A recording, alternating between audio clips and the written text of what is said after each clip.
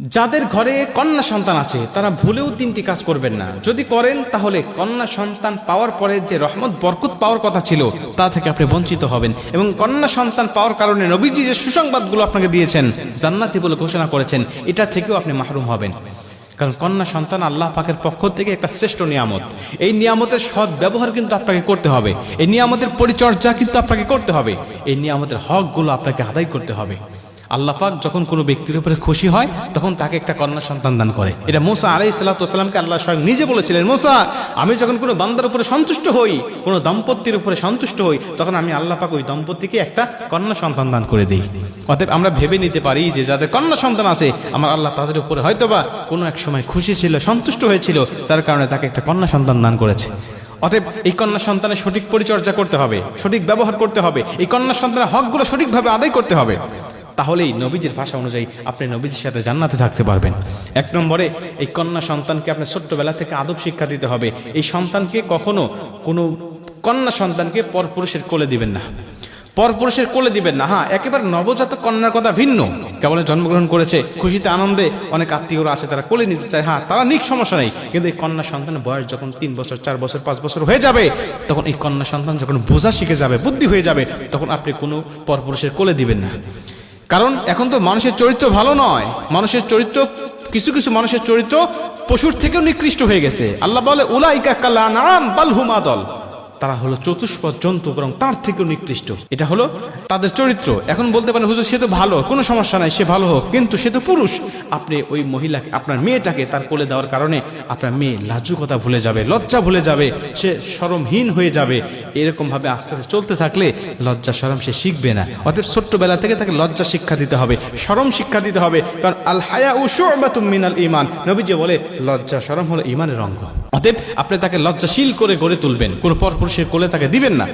2 নম্বরে, এই কন্যা সন্তানকে আপনি একা একা কখনো ছাড়বেন না। সে স্কুলে যাওয়ার সময় আপনি নিয়ে যাবেন, মক্তবে যাওয়ার সময় আপনি নিয়ে যাবেন, মাদ্রাসায় যাওয়ার সময় আপনি তাকে পৌঁছে দিবেন, এবং আবার মেয়েটাকে নিয়ে আসবেন।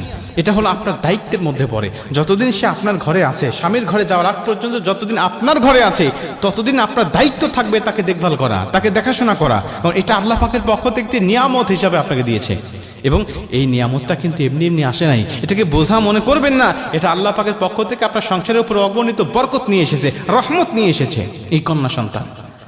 অতএব তাকে দেখভাল করতে হবে। 3 নম্বরে, এই কন্যা সন্তানকে ছেলের উপরে বা ছেলের নিচে প্রাধান্য দেওয়া যাবে না। আমার সমাজে অনেক আছে, ছেলেকে খুব ভালোবাসে, ছেলে সন্তান জন্মগ্রহণ করলে পরে মিষ্টি দিয়ে পুরা এলাকা ভরপুর করে দেয়, সবার কাছে বলে বেড়ায়। কিন্তু মেয়ে হলে মন খারাপ, মনে করে যে মেয়ে মনে হয় আমার জন্য বোঝা হয়ে আসলো। কিন্তু না ভাই, এই মেয়ে আসছে আপনার জীবনের জন্য সুখময় হিসাবে, এই মেয়ে আপনার জীবনে আসছে আপনার জন্য কল্যাণকর হিসাবে, আপনার সংসারের জন্য বরকতময় হিসাবে। অতএব তাকে নিয়ে অবহেলা করেন না। অনেক ভাই আছেন যারা সংসারে যখন কোনো বড় মাছ রান্না হয়, মাছের মাথাটা দেয় সন্তানের পাতে, ছেলের পাতে, আর মেয়েকে দেয় ছোট্ট ছোট্ট চাকাগুলো। মনে রাখবেন ভাই, এই সন্তানকে আপনি বৈষম্য শিক্ষা দিচ্ছেন। এখন এই সন্তান, মেয়ে সন্তান তো এমন, বাবার বাড়িতে অবহেলিত হয়, আবার শ্বশুর বাড়িতে যাওয়ার পরে অবহেলিত হয়। আপনি মা, আপনি বাবা, আপনি যদি আপনার মেয়েটাকে না ভালোবাসেন, ওই পরের মা বাবা কেমনে ভালোবাসবে বলেন? অতএব ছোট্টবেলা থেকে এই কন্যা সন্তানকে ভালোবাসবেন, আদর দিবেন, স্নেহ দিবেন। নবীজি সাল্লাল্লাহু আলাইহি সাল্লাম বলেন, মেয়ে সন্তানরা এমন নিয়ামত, জানো, আমার ফাতেমা রাদিয়াল্লাহু তাআলা আনহার সাথে আমি যখন বাহিরে কোনো যুদ্ধে যেতাম, কোনো জায়গায় যেতাম, সবার সাথে সাক্ষাৎ হওয়ার পরে আমি আমার ফাতেমার সাথে সাক্ষাৎ করতাম। আবার যখন চলে আসতাম, সবার সাথে সাক্ষাৎ করার আগে আমি আমার ফাতেমার সাথে সাক্ষাৎ করতাম।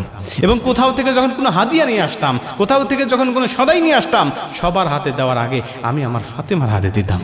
অতএব নবীজি শিক্ষা দিয়েছেন কন্যা সন্তানের সাথে কিভাবে ব্যবহার করতে হয়। জাহিলিয়াতের যুগে জীবন্ত কন্যাকে যখন দাফন করা হতো, নবীজি তখন এই কন্যা সন্তানদের মর্যাদা দিয়েছে। অতএব আমি উম্মত হিসাবে অবশ্যই আমার কন্যা সন্তানকে আমি মর্যাদা দিব, কন্যা সন্তানকে আমি ভালোবাসবো। আমার আল্লাহ আমার জীবনটাকে আরো সুখময়, শান্তিময় করে দেবে।